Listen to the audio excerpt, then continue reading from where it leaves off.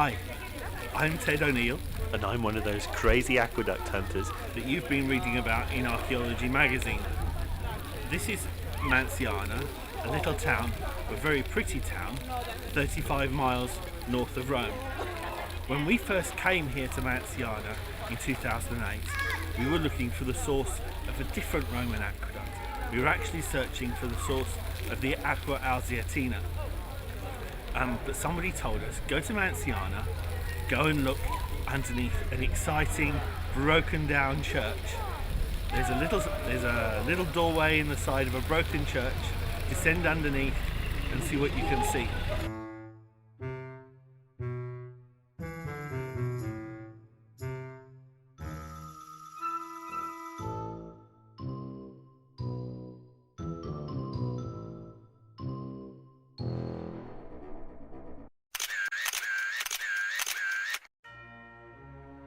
I'm not going to show you all the surprises that we saw underground at Santa Fiora today. So here we are. This is Santa Fiora Chapel. This is amazing. These must be ancient. For all the details, you'll have to wait until our full-length feature is released later this year, or see our website, aqueducthunter.com/Fiora.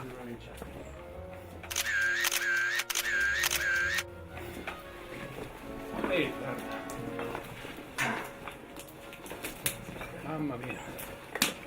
The first antique thing we see is this motor. This predates the diesel engine. But suffice to say that the Trajanic Nymphaeum and the water source were the best kept secret in the archaeology of the aqueducts. The great Roman aqueduct hunters of the late 19th, early 20th centuries, Rudolfo Lanciani, Thomas Ashby, Esther van Diemen, never saw what lies beneath this mysterious, ruined little church for a very simple reason. It was full of water. Today, the water is extracted every day and the complex is explorable by foot. Only part of the Roman Nymphaeum is currently visible and the whole site is in great danger. But if it can be saved, Santa Fiora promises to become one of the most exciting pieces of the Roman world for archaeologists to reveal over the next 20 to 50 years.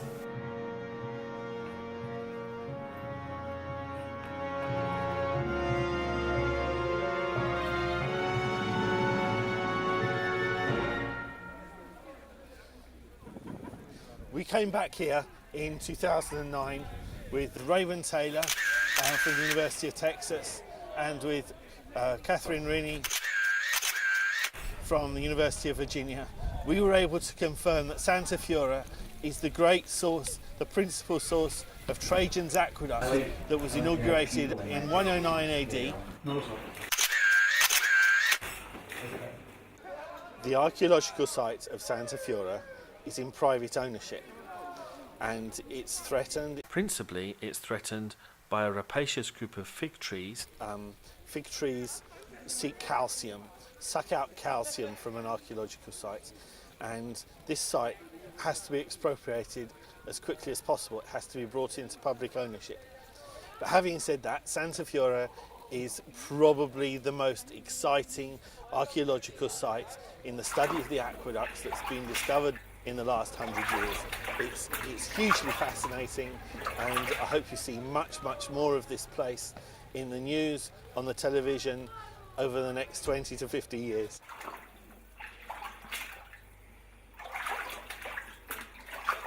Trajan's aqueduct drew its water from aquifer sources that extended all around Lake Bracciano, north of Rome, in the shape of a question mark.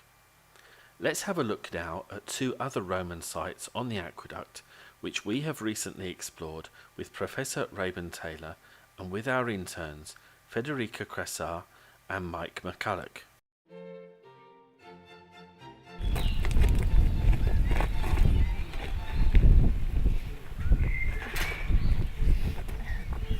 La nostra missione è riscoprire l'acquedotto perduto dell'antica Roma.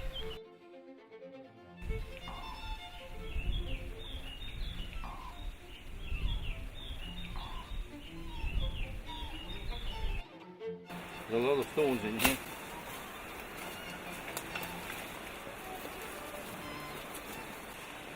Oh my goodness, look what we found.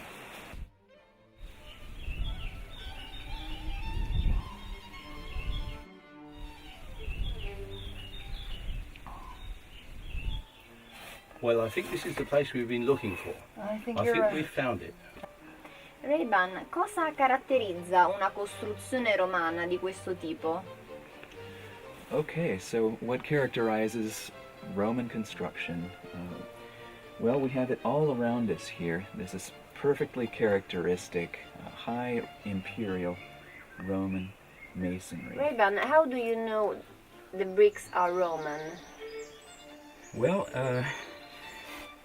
there are, I think, a lot of clues. First of all, we have a big brick arch here, and you'll notice that the bricks are extremely long relative to their width. These are what the Romans would call bipedales, 2-footers, and they are literally 2 Roman feet per side. 2 feet like our feet. More or less. I mean, very close to an English foot or an American foot. Very, very similar in length. Look at the colors, Mike. You've pointed this out to me before.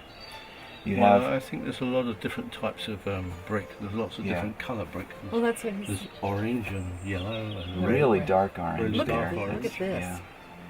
So we're talking about probably separate brickworks. These are facing bricks here, I think. And we can see the triangular structure. We can see the triangular shape as the brick goes back into the concrete. Yeah. And above this facing bricks, we can see what clearly is a hydraulic form of intonica. We can see the small pieces of terracotta that's embedded in it.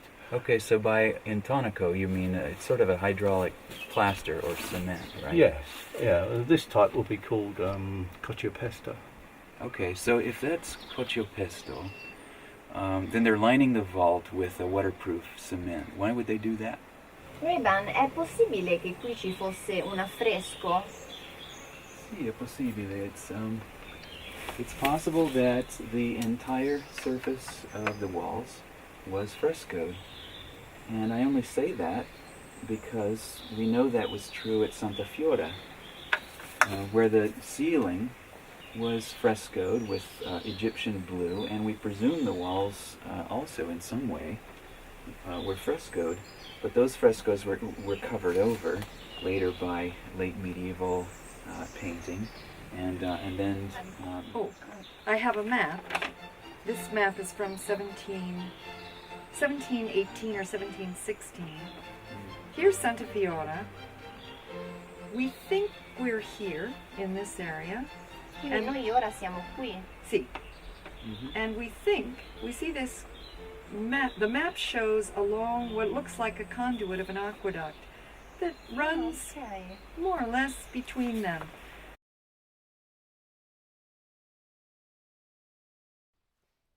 The aqueduct hunting team has been guided to the Fosso della Calandrina by German engineer and aqueduct appassionato Andreas Dorsch.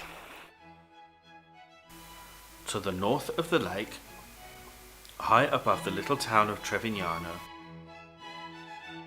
the collected sources that originate on the Rocca Romana mountain are carried over the treacherous Calandrina ravine at the Passo di Guadiano by a new bridge built by the Aqua Traiana engineers in 1612. Hey, Mike.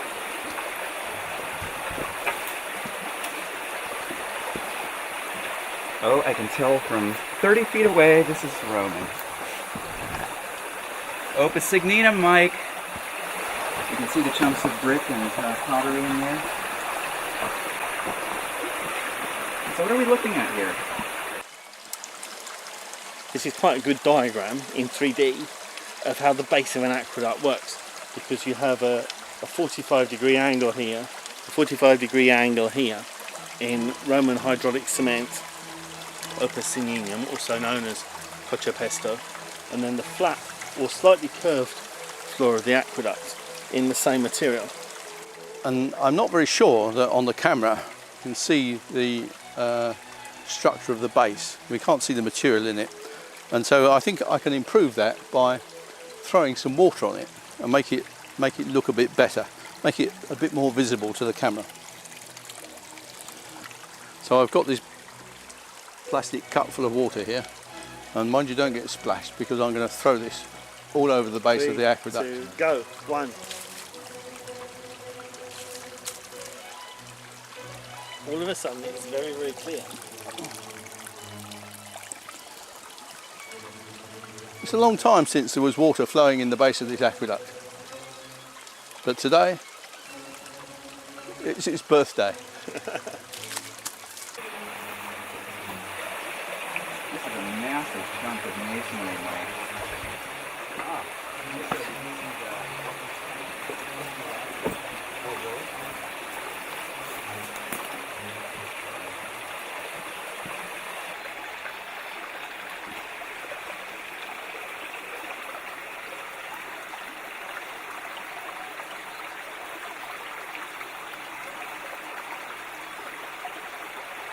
To my right, there's suddenly a huge drop. There's a 10-15 foot drop here, and then there's a good 30-40 foot drop back there behind this tree. And it's clearly a big kind of cavern that's been there many, many centuries. And so what happens, the Aqua Traiana bridge is up here behind us. The Aqua Traiana seems to take a shortcut, cuts across the stream that way, and then as the stream comes down behind me, it bends around in this direction. The Aqua Traiana takes a shortcut and follows it from above. What we can see up here is that there is a big aqua power bridge. What we can see down here, there's big lumps of what appear to be Roman concrete that have been washed down, and there's a broken Trianic bridge up there. Looks very much Imperial Roman era. Whether it's Aqua Traiana or not is almost impossible to say. No, there's absolutely no doubt that what we have here on this side of the Renaissance bridge, or the 17th century bridge, is Roman. This is, to the extent that I can identify any kind of masonry here, all around me, it's Roman. All right, so we've got a Roman arch with the 2-foot bricks, the bipedales.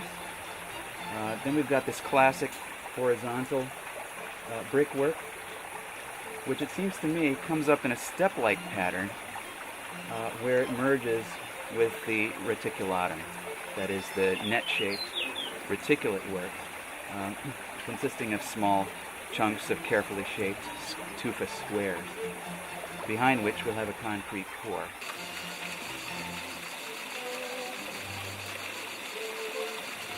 Whoa!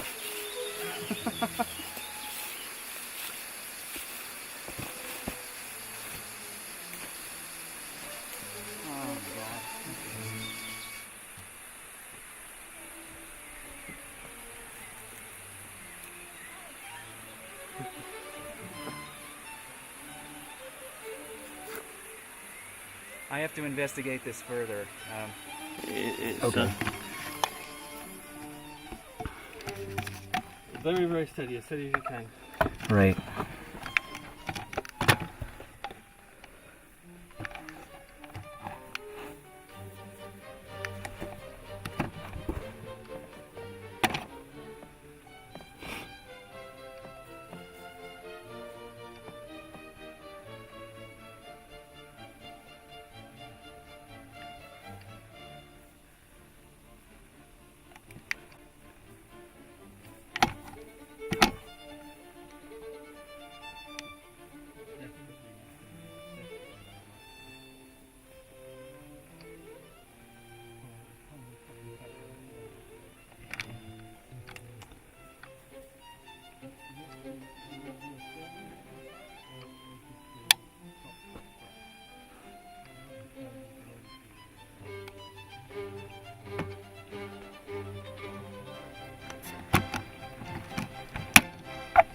Okay, Ted.